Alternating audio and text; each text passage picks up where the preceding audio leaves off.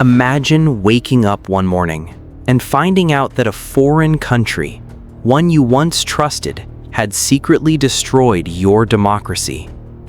That they had hired criminals to overthrow your elected leader. That they had installed a brutal dictator in his place. That for the next 26 years, that dictator tortured and killed your people, while that foreign country watched and funded it all. Now imagine that foreign country is the most powerful nation on Earth. That is not a hypothetical. That is the story of Iran and America, and it explains everything. In this video, we are going to go back to where it all started, not in 2026, 2025, not 1988, not even 1979, but in 1953, a single year that changed everything between America and Iran forever. By the end of this video, you will understand why Iran calls America the Great Satan, why Iranian crowds burn American flags, why these two countries have been on the edge of war for over 70 years, and why this conflict has no easy end in sight. This is not about who is right or wrong. This is about understanding history, because you cannot understand today's world without understanding this story. To understand why Iran hates America, you first have to understand oil. Iran sits on some of the largest oil reserves on Earth. And for decades, that oil was controlled not by Iranians, but by a British company called the Anglo-Iranian Oil Company. The deal was humiliating. Iran got almost nothing, Britain got rich, and Iranians were furious. Then in 1951, something remarkable happened. Iranians elected a man named Mohammad Mossadegh as their prime minister. He was wildly popular. Time magazine named him Person of the Year. And he had one mission: take back Iran's oil. He nationalized the oil industry. He told Britain, "This oil belongs to the Iranian people, not to you." Britain was furious. They tried economic sanctions. They tried a naval blockade. Nothing worked. So they went to America, and America made a decision that would haunt it for the next 70 years. In 1953, the CIA and British intelligence launched Operation Ajax, a secret coup. They paid Iranian criminals and political operatives to start riots. They bribed military officers. They flooded Iranian newspapers with propaganda. They manufactured chaos. Within days, Mossadegh, the democratically elected leader of Iran, was arrested. He died years later under house arrest.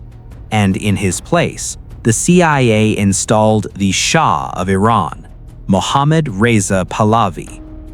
The Shah was everything America wanted. He was pro-Western, he kept the oil flowing, and he brutally crushed anyone who opposed him, using a secret police force called Savak, trained and equipped by the CIA. The Iranian people did not forget. They could not forget. This was not ancient history. This was their parents' generation, their grandparents. This was living memory. The revolution America never saw coming, 1979. By the late 1970s, anger in Iran had reached a breaking point. The Shah's government was corrupt. His secret police tortured dissidents. The gap between rich and poor was enormous, and behind it all, Iranians saw one face, that is, America. In 1979, the Iranian Revolution exploded. Millions poured into the streets. The Shah fled the country, and Ayatollah Ruhollah Khomeini, a fiery Islamic cleric who had spent years in exile, returned to a hero's welcome. Khomeini called America the Great Satan, a superpower that corrupted the world, that propped up tyrants, that stole from the poor. In Iran, this was not propaganda. This felt like truth. Then America made another catastrophic mistake. President Jimmy Carter allowed the exiled Shah to enter the United States for medical treatment. To Iranians, this was an outrage. America was sheltering the man who had oppressed them for 26 years. In November 1979, a group of Iranian students stormed the U.S. Embassy in Tehran and took 52 American diplomats as hostage. The hostage crisis lasted 444 days. It was broadcast live around the world, and it destroyed any hope of reconciliation between the two countries. Just as Iran was absorbing the shock of its revolution, a new catastrophe arrived. In 1980, Iraqi dictator Saddam Hussein invaded Iran. He launched a full-scale war that would last 8 brutal years and kill over 1 million people. And America backed Saddam Hussein. The US provided Saddam with satellite intelligence, billions in loans, and crucially, looked the other way as Saddam used chemical weapons against Iranian soldiers and Kurdish civilians, nerve agents, mustard gas, weapons banned by the entire world. To Iran, this was not a proxy war. This was America trying to destroy them. And the evidence was right there, in declassified documents, in congressional records, in the handshake between Donald Rumsfeld and Saddam Hussein in Baghdad. On July 3, 1988, an American naval warship called the USS Vincennes fired 2 missiles at Iran Air Flight 655, a commercial passenger aircraft, in Iranian airspace on a routine flight. All 290 people on board were killed. 66 of them were children. The US military said it was a mistake, that they thought it was a military aircraft. President Reagan expressed regret, but never apologized. The US never paid reparations for the civilian deaths, and the commander of the Vincennes received a commendation medal. A medal for shooting down a civilian plane. In Iran, this is not a footnote in history. Every Iranian knows this story. It is taught in schools. It is part of the national memory. And to them, it confirmed everything they believed about America.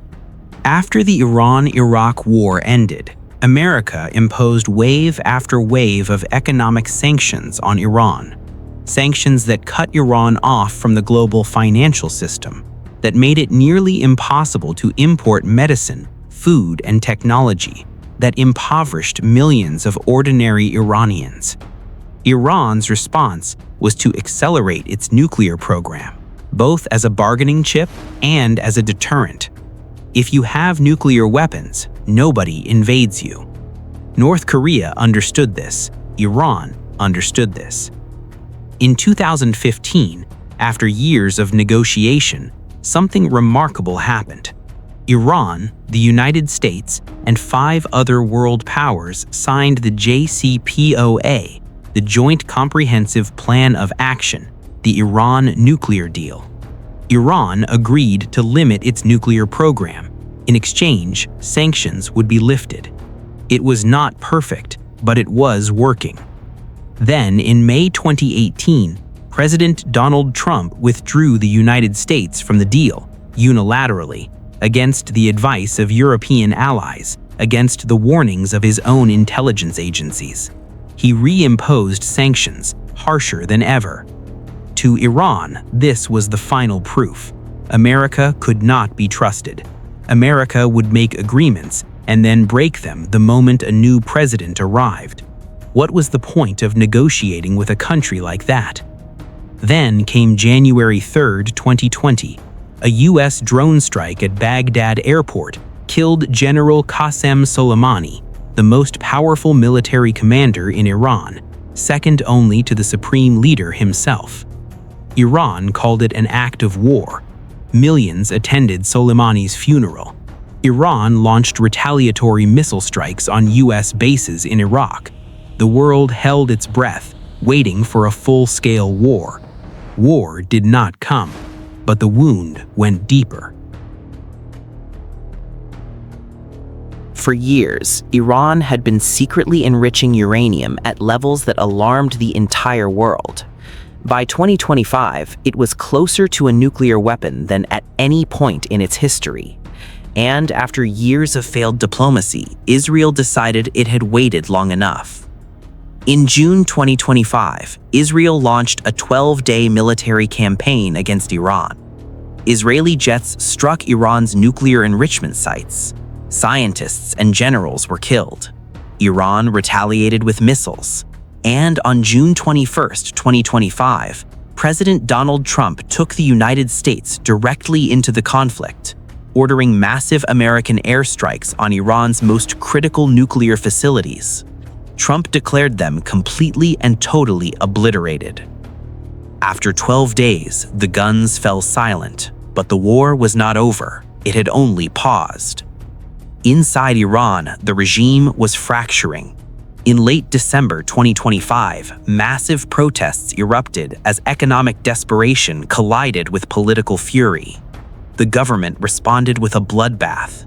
On January 8th and 9th of 2026 alone, thousands of Iranian civilians were killed in one of the most brutal crackdowns in the Islamic Republic's history. The man who ordered it all was Ayatollah Ali Khamenei, Iran's supreme leader for 36 years. Then, on February 28, 2026, the world changed. Ayatollah Ali Khamenei, the man who had ruled Iran since 1989, who had made death to America a state religion, was killed in a joint airstrike operation conducted by the United States and Israel. Iranian Defense Minister, the commander of the Revolutionary Guard, and the Secretary of Iran's National Security Council were also killed along with him. After that, on March 8, 2026, the Assembly of Experts appointed Mojtaba Khamenei, Ali Khamenei's own son, as the new supreme leader. But questions swirled immediately. Was Mojtaba even alive? He had been wounded in the same strike that killed his father. Trump himself told reporters, "We don't know if he's dead or not." No video, no audio, no public appearance. What do you think? Now, the question is not about, does Iran hate America? The important question is, what does Iran become next? So here is the question that matters for you watching this today. Why should you care about 70 years of history between Iran and America? Because this conflict touches your life in ways you might not realize. Every time oil prices spike, because of tensions in the Persian Gulf, because Iran threatens to close the Strait of Hormuz, because sanctions tighten or loosen, you feel it at the gas pump. You feel it in the price of everything that gets transported by truck, by plane, by ship. The Middle East does not stay in the Middle East. Its wars, its oil, its instability ripples across the entire global economy. And Iran, a country of 88 million people, sitting on the world's second-largest natural gas reserves, controlling key shipping lanes, is at the center of it all. And there is something else. This conflict is a mirror. It reflects a pattern that America has repeated across the world, in Guatemala, in Chile, in Iraq, in Libya, of intervening in other countries' politics, installing friendly governments, and then being shocked when those countries turn hostile. That is not an anti-American argument. It is a strategic argument. Interventions that create short-term stability often create long-term enemies. Iran is the most powerful example of that lesson in modern history. Today, Iran's government uses anti-Americanism partly because they genuinely believe it, and partly because it is politically useful.